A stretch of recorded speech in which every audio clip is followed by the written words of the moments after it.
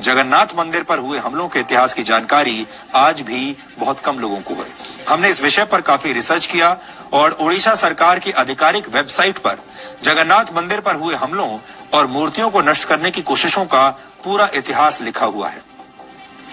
इस वेबसाइट पर मौजूद एक लेख में बताया गया है कि मंदिर और मूर्तियों को नष्ट करने के लिए कम से कम 17 बार हमला हुआ और इन हमलों की वजह से ही गैर हिंदू लोगों और विदेशियों के प्रवेश पर यह प्रतिबंध लगाया गया। जगन्नाथ मंदिर को नष्ट करने के लिए पहला हमला वर्ष 1340 में बंगाल के सुल्तान इलियास शाह ने किया था। उस वक्त उड़ीसा उत्कल प्रदेश के नाम से जाना जाता था। उत्कल साम्राज्य के राजा नरसिंह देव तृतीय ने सुल्तान इलियास शाह से युद्ध किया।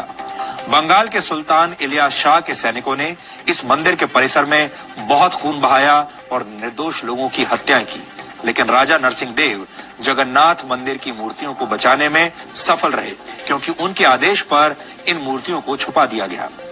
इसके बाद वर्ष 1360 में दिल्ली के सुल्तान फिरोज शाह तुगलक ने जगन्नाथ मंदिर पर दूसरा हमला किया। तीसरा हमला वर्ष 1509 में बंगाल के सुल्तान अलाउद्दीन हुसैन शाह के कमांडर इस्माइल गाजी ने किया। उस वक्त उड़ीसा पर सूर्यवंशी राजा प्रताप रुद्रदेव का राज था। इस हमले की खबर मिलते ही पुजारियों ने मूर्तियों को मंदिर से दूर ले जाकर बंगाल की खाड़ी में मौजूद चिलिका लेक के द्वीपों में छुपा दिया। प्रताप रुद्रदेव ने बंगाल के सुल्तान की सेनाओं को हुगली में हरा दिया और वहां से भागने पर मजबूर कर दिया। इसके बाद वर्ष 1568 में जगन्नाथ मंदिर पर सबसे बड़ा हमला हुआ। यह हमला काला पहाड़ नाम के एक अफगान हमलावर ने किया था। इस हमले से पहले ही एक बार फिर मूर्तियों को चिलिका लेक के एक द्वीप में छुपा दिया गया, लेकिन फिर भी हमलावरों ने मंदिर की कुछ अन्य मूर्तियों को नष्ट कर दिया। इस हमले में जगन्नाथ मंदिर की वास्तुकला को काफी नुकसान पहुंचा था। ये साल उड़ीसा के इतिहास में निर्णायक रहा। इस साल के युद्ध के बाद उड़ीसा सीधे इस्लामिक शासन के तहत आ गया। इसके बाद वर्ष 1592, 1601, 1611, फिर 1617, 1621 और फिर वर्ष 1641 में भी इस मंदिर पर हमले हुए। इस दौरान मूर्तियों को बचाने के लिए पुजारियों ने नाव के जरिए नदी के रास्ते से भागकर मूर्तियों को छोटे मोटे गांवों में छुपाया। कई बार बंगाल की खाड़ी के द्वीपों में भी इन मूर्तियों को छुपाया गया। इन हमलों में मंदिर के रत्न भंडार में मौजूद हीरे, मोती और सोने को लूट लिया गया। मंदिर पर 16वां हमला मुगल बादशाह औरंगजेब के आदेश पर वर्ष 1692 में हुआ था। औरंगजेब ने मंदिर को पूरी तरह ध्वस्त करने का आदेश दिया था। तब उड़ीसा का नवाब इकरम खान था, जो मुगलों के अधीन था।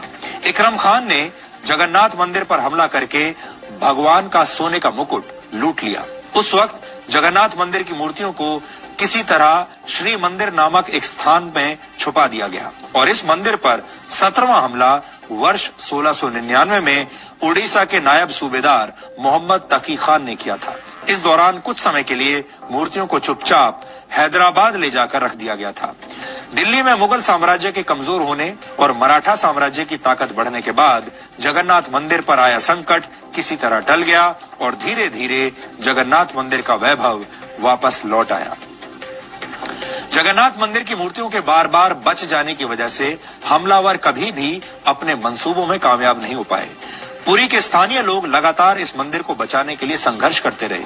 उड़ीसा के लोग इस मंदिर के सुरक्षित रहने को भगवान जगन्नाथ का एक चमत्कार मानते हैं और आज हमने जगन्नाथपुरी के वैभव और उसके इतिहास को ध्यान में रखकर एक ज्ञानवर्धक वीडियो विश्लेषण आपके लिए तैयार किया है। इसे देखकर आपको कुछ ऐसी बातें पता चलेंगी जो आपको अब तक किसी ने नहीं बताई।